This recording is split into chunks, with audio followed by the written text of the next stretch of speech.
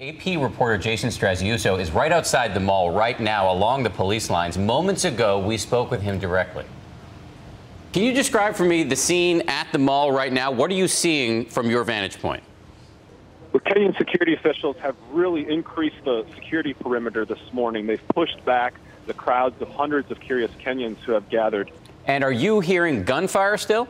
The gunfire over the last hour or two has tapered off. I haven't really heard any.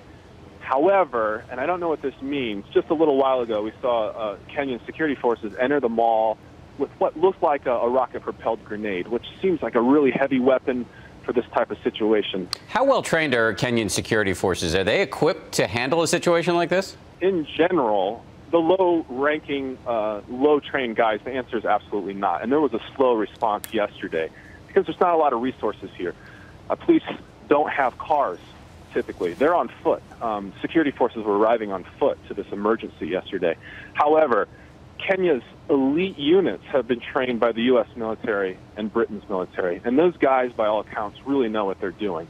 And so while the initial response was a little bit slow, are the elite troops on the scene now, at least? Yeah, they are on the scene. They're inside the building. They started entering the building late Saturday night in different waves. And those, of course, would be the troops that we're hearing the gunfire from, the exchanges. And to be clear, as far as we can understand it here, the motivation for this attack is not to go after Westerners, but really it's about African politics and the Somalians wanting the Kenyans out of their country. Is that a correct assessment? That's correct.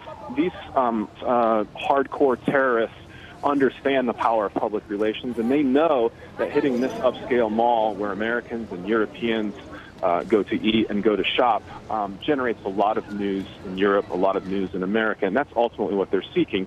They're seeking to embarrass Kenya and ultimately try to force Kenya to withdraw their troops that they have stationed in Somalia. I think that the most important issue is the number of hostages inside and the end game for those hostages. That's where the story is now going. Jason Straziuso, thank you very much. Thank you.